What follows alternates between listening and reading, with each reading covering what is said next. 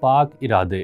مضبوط مسیحی ایماندار ہوتے ہوئے بھی ہمیں اس بات کو یقینی بنانا چاہیے کہ ہمارا مقصد خدا کو جلال دینا ہو، نہ کہ خود کو۔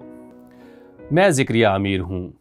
یہ اصول ایک بہت ہی دلچسپ واقعے سے لیا گیا ہے۔ یہ بہت ہی ڈرامائی واقعہ تھا جب یسوع شمال کی جانب جتنا اسرائیل کے شمال کی جانب جایا جا سکتا تھا ایک کیسریا فلپی نامی جگہ کو گیا۔ کیسریا فلپی نامی جگہ تھی، نقشے کے مطابق یہ گلیل کی جھیل کے شمال میں 25 میل کے فاصلے پر ہے۔ یہ دلچسپ ہے، مجھے اس جگہ پر کھڑے ہو کر اپنے ارد گرد دیکھنے کا موقع ملا، اور میں نے وہ جگہ بھی دیکھی جسے یسوع نے عالم ارواح کے دروازے کہا۔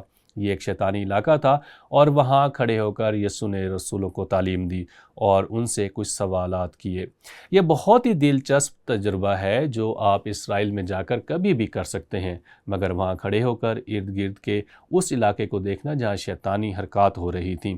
دوسرا سوال اٹھتا ہے یہاں پر، مرکز 8 باب 27ویں اور 29ویں آیت میں، پھر یسوع اور اس کے شاگرد کیسریا فلپی کے گاؤں میں چلے گئے، اور راہ میں اس نے اپنے شاگردوں سے یہ پوچھا کہ لوگ مجھے کیا کہتے ہیں؟ انہوں نے جواب دیا کہ یوحنا بپتسمہ دینے والا، اور بعض ایلیاہ اور بعض نبیوں میں سے کوئی۔ اور یہاں دوسرا سوال اٹھتا ہے، اس نے ان سے پوچھا لیکن تم مجھے کیا کہتے ہو؟ پطرس نے جواب میں اس سے کہا، تو مسیح ہے۔ دوسرے لفظوں میں اگر آپ متی کے انجیلی بیان میں اس واقعے کو دیکھیں تو وہ پطرس کا رد عمل بھی بیان کرتا ہے۔ یہ یسوع کی شخصیت کے تصور کو بیان کرتا ہے۔ متی 16 باب اور 16 آیت میں شمعون پطرس نے جواب میں کہا، تو زندہ خدا کا بیٹا مسیح ہے۔ اب حقیقت یہ ہے کہ یہ روح القدس کی طرف سے پطرس کے لیے خاص مکاشفہ تھا، اور وہ خود پوری طرح سے نہیں سمجھتا تھا جو کچھ وہ کہہ رہا تھا، اور میرے خیال سے ہم متی کی انجیل میں یہ دیکھ سکتے ہیں۔ یسوع کے جواب پر غور کریں۔ یسوع نے جواب میں اس سے کہا، مبارک ہے تو شمعون بریونا، کیونکہ یہ بات گوشت اور خون نے نہیں بلکہ میرے باپ نے جو آسمان پر ہے تجھ پر ظاہر کی ہے۔ اور مجھے لگتا ہے کہ اس لمحہ میں خدا پطرس رسول پر وہ حقیقت ظاہر کر رہا تھا جو اس کی سمجھ اور بیان سے باہر تھی۔ جب آپ اناجیل کا سفر کرتے ہیں، اعمال کی کتاب تک پہنچتے ہیں، تو آپ دیکھیں گے کہ پطرس ایک عمل سے گزر رہا تھا۔ وہ فہم کے لحاظ سے ایک عمل سے گزر رہا تھا، مگر اسی دوران اس نے ایک بہت ہی سچا بیان دیا، یسوع مسیح کے بارے میں ایک بہت ہی درست بیان۔ وہ یقیناً مسیح ہے، وہ مسیح جس کا وعدہ کیا گیا، وہ زندہ خدا کا بیٹا مسیح ہے۔ تو پطرس نے ایک اعتراف کیا۔ پھر یسوع کہتا ہے، میں بھی تجھ سے کہتا ہوں کہ تو پطرس ہے، اور میں اس پتھر پر اپنی کلیسیا بناؤں گا، اور عالم ارواح کے دروازے اس پر غالب نہ آئیں گے۔ اور آپ اس کا تصور کریں کہ یسوع رسولوں کے ساتھ وہاں کھڑا تھا جیسے عالم ارواح کے دروازے یا جہنم کے دروازے کہا جاتا ہے، اور اس نے کہا، میں اپنی کلیسیا بناؤں گا۔ بدقسمتی سے میرے خیال سے کچھ لوگ ایسے ہیں جو اس کی غلط تشریح کرتے ہیں۔ میں جانتا ہوں کہ وہ علم الہیات کے لحاظ سے اس کی غلط تشریح کرتے ہیں۔ اگر آپ کلام مقدس کا مطالعہ کریں تو ظاہر ہے یسوع پطرس سے نہیں کہہ رہا کہ میں اپنی کلیسیا تجھ پر بناؤں گا پطرس۔ یہ دلچسپ ہے، بعد میں پالوس افسیوں میں کہتا ہے کہ اس نے اپنی کلیسیا کی بنیاد رسولوں اور نبیوں کی نیو پر رکھی ہے۔ دوسرے لفظوں میں انہوں نے کلیسیا کی بنیاد ڈالنے میں مدد کی، مگر پالوس کہتا ہے جس کے کونے کے سرے کا پتھر خود یسوع مسیح ہے۔ کرنتھیوں کے نام خط میں پالوس کہتا ہے، کیونکہ سوا اس نیو کے جو پڑی ہوئی ہے اور وہ یسوع مسیح ہے، کوئی شخص دوسری نہیں رکھ سکتا۔ تو اگر آپ اس کی یوں تشریح کریں کہ خدا پطرس پر اپنی کلیسیا بنائے گا، یہ باقی کلام کے برعکس ہے۔ یہ یسوع جو کلیسیا کی بنیاد کے طور پر ہے اس کی نفی کرتا ہے۔ تو وہ کہنا کیا چاہتا ہے؟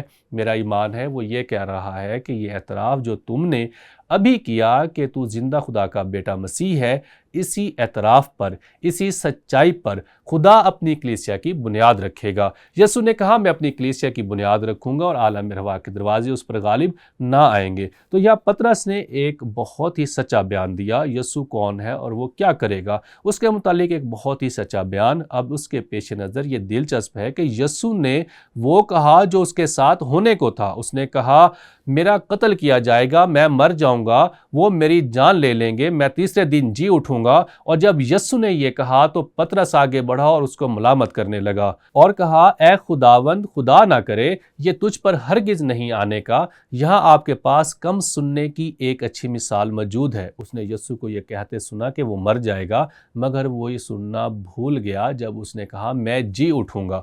وہ اس کو سمجھنے کی کوشش کرنے کی بجائے ایک قدم آگے بڑھ گیا اور کہا، یہ تجھ پر ہرگز نہیں آنے کا۔ یسوع نے کچھ بہت ہی ڈرامائی کیا، اور ہمیں یہ مرکز 8 باب 33 آیت میں ملتا ہے۔ مگر اس نے مڑ کر اپنے شاگردوں پر نگاہ کر کے پھر اس نے پطرس کی طرف دیکھا، پطرس کو ملامت کی اور کہا، اے شیطان میرے سامنے سے دور ہو۔ اب وہ پطرس کو شیطان نہیں کہہ رہا تھا، وہ شاگردوں کو شیطان نہیں کہہ رہا تھا، بلکہ وہ شیطان کو ڈانٹ رہا تھا جو پطرس کو متاثر کر رہا تھا۔ اب یہ وہی شخص ہے جس نے یسوع کے زندہ خدا کے بیٹے ہونے کا اقرار کیا، اور پھر وہ آگے بڑھتا ہے اور بالکل ناواقف ہے کہ یسوع کے ساتھ مرنے اور جی اٹھنے کے لحاظ سے کیا ہوگا۔ جانتے ہیں پطرس ایک عمل سے گزر رہا تھا۔ ہم آگے بڑھتے ہوئے اس کہانی کو اناجیل اور اعمال کی کتاب میں دیکھ سکتے ہیں۔ اب متی اور مرکس دونوں نے اس جواب کو درج کیا۔ یہاں یسوع نے شیطان کو جھڑکا، اور متی میں ہم اس اصول کو ابھرتا ہوا دیکھتے ہیں، اور یہی اصول متی کے اس حوالے سے آتا ہے، اگرچہ مسیح کی الوہیت میں ہمارا عقیدہ درست ہو، پھر بھی ہمیں شیطان کی چالوں سے چوکنا رہنا ہے کہ وہ ہماری سوچ اور عمل کو متاثر نہ کرے۔ آپ شیطان کو پطرس کی زندگی میں یہ کرتا دیکھ سکتے ہیں، اگرچہ اس نے یسوع کے لیے وہ بیان دیا جو بالکل درست تھا۔ اب یہاں مرکس میں ہمیں ایک اور اصول ملتا ہے، جیسے کہ ہم نے دیکھا آپ ایک ہی واقعے سے ایک سے زیادہ اصول بھی حاصل کر سکتے ہیں۔ میں نے اس اصول کو پاک ارادے کا نام دیا ہے۔ مضبوط مسیح ایماندار ہوتے ہوئے بھی ہمیں اس بات کو یقینی بنانا چاہیے کہ ہمارا مقصد خدا کو جلال دینا ہو، نہ کہ خود کو۔ اب یہ اصول کہاں سے لیا گیا ہے؟ اگر آپ مرکس کی انجیل 8 باب کی 33ویں آیت پر غور کریں، یسوع نے پطرس کی طرف دیکھا اور کہا، تو خدا کی باتوں کا نہیں بلکہ آدمیوں کی باتوں کا خیال رکھتا ہے۔ دوسرے لفظوں میں وہ پطرس سے یہ کہہ رہا تھا کہ تم ابھی بھی یہی سوچ رہے ہو کہ مسیحا آئے گا اور اپنی بادشاہی قائم کرے گا، اور تم اس کا حصہ بننے اور ایک لیڈر بننے کے منتظر ہو۔ دراصل سب شاگرد ہی اس حوالے سے الجھن میں تھے۔ جب یسوع آسمان پر جانے کو تھا تو انہوں نے اس سے کہا، اے خداوند، کیا تو اسی وقت اسرائیل کو بادشاہی پھر عطا کرے گا؟ وہ اب تک نہیں سمجھے تھے۔ تو یسوع پطرس اور باقی سب سے یہ کہہ رہا تھا، تم صرف اپنے بارے میں سوچ رہے ہو، تم اپنے زمینی رتبے کے بارے میں سوچ رہے ہو۔ اگرچہ علم الہیات کے مطابق تمہارا بیان درست ہے، مگر تم ابھی بھی الجھن میں ہو۔ تو میرے خیال سے ایک بنیادی اصول ہے جس سے ہمیں آگاہ ہونا چاہیے۔ اس بات سے فرق نہیں پڑتا کہ ہمارے ایمان کی درستگی کتنی ہے، ہمیں محتاط رہنا ہوگا کہ ہم خود پر، اپنی انسانی تشریحات اور شرکت پر توجہ مرکوز نہیں کرنی۔ اس لیے میں نے غور و خوض کے لیے ایک سوال چنا ہے، شیطان کن چلاک طریقوں سے ہمیں خود کو خدا سے زیادہ عزت دینے پر آمادہ کرتا ہے؟ سب سے پہلی چیز جو میں نے لکھی وہ یہ تھی کہ ایسا ہمارے ہر کام میں ہو سکتا ہے۔ یہ ہمارا انسانی رجحان ہے۔ جب سب غلط نہیں ہے سوائے اس کے کہ گناہ ہماری سوچ پر اثر انداز ہوتا ہے کہ ہم کون ہیں اور ہمارا رتبہ کیا ہے اور ہم نے کیا حاصل کر لیا ہے، اس حقیقت کی بجائے کہ یہ سب کچھ ہم خدا کی مدد سے کرتے ہیں۔ اس کے بغیر ہم کچھ نہیں کر سکتے۔ ہم جو کچھ کرتے ہیں وہ اس کے جلال کے لیے ہے۔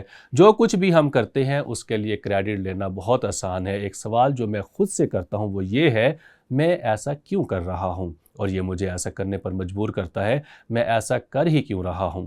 ایک سوال کے جواب میں کیا میرے جلال کے لیے ہے یا خدا کے جلال کے لیے؟ اور یہ توازن برقرار رکھنا آسان نہیں ہے۔ خدا چاہتا ہے کہ ہم اپنے بارے میں اور اپنی کامیابیوں کے بارے میں اچھا محسوس کریں، مگر وہ چاہتا ہے کہ ہم اس کا سارا جلال اسے دیں۔ میں تقریباً 1 گھنٹے پہلے اس کے متعلق ہی سوچ رہا تھا، اور کئی مرتبہ پادری ہوتے ہوئے میں پلپٹ پر کھڑا کلام سنا رہا ہوتا ہوں اور سب کچھ بہترین جا رہا ہوتا ہے۔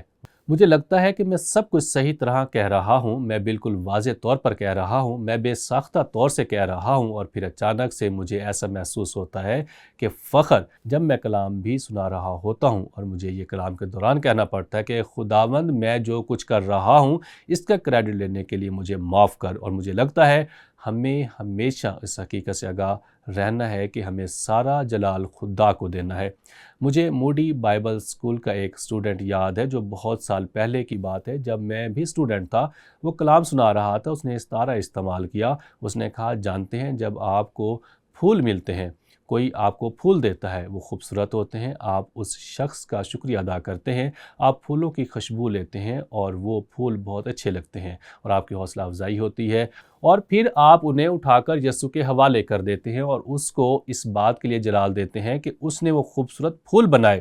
میرے خیال سے اس پر سوچنے کے لیے کرنتھیوں 10 باب میں ایک زبردست حوالہ ہے اور ہم اس پر خدا کو جلال دینے کے لحاظ سے بہت غور و خوض کر سکتے ہیں۔ بس تم کھاؤ یا پیو یا جو کچھ کرو سب خدا کے جلال کے لیے کرو۔ مجھے نہیں لگتا کہ خدا کہہ رہا ہے کہ ہمیں ضرورت سے زیادہ خود شناسی کرنے اور اس کے لیے فکر مند رہنے کی ضرورت ہے کہ ہم اسے جلال نہیں دے رہے۔ یہ خدا کے ساتھ ہمارے تعلق میں بہت فطری چیز ہونی چاہیے۔ یہ صرف سب کچھ خدا کے جلال کے لیے کرنا ہے، اور پالوس رسول فرماتا ہے تم نہ یہودیوں کے لیے ٹھوکر کا باعث بنو نہ یونانیوں کے لیے، یہ خدا کی کلیسیا کے لیے۔ چنانچہ میں بھی سب باتوں میں سب کو خوش کرتا ہوں اور اپنا نہیں۔ یہ ایک زبردست بیان ہے، کیا یہ ہے؟ کئی مرتبہ اس کو لاگو کرنا بہت مشکل ہو جاتا ہے، اور اپنا نہیں بلکہ بہتوں کا فائدہ ڈھونڈتا ہوں تاکہ وہ نجات پائیں۔ پھر پالوس رسول کہتا ہے تم میری مانند بنو جیسا میں مسیح کی مانند بنتا ہوں، اور بے شک اس نے اپنی زندگی دے کر اس کی ایک عظیم مثال قائم کی۔ اس نے آسمان کی شان و شوکت چھوڑ کر ایک خادم کی صورت اختیار کی، خود کو اتنا پست کیا کہ صلیب گوارا کی۔ تو مجھے لگتا ہے کہ ہمیں یہ اصول سوچنے کی ضرورت ہے، یہ پطرس کی کیسریہ فلپی میں گزری زندگی سے لیا گیا ہے۔ مضبوط مسیحی ایماندار ہوتے ہوئے بھی ہمیں اس بات کو یقینی بنانا چاہیے کہ ہمارا مقصد خدا کو جلال دینا ہو، نہ کہ خود کو۔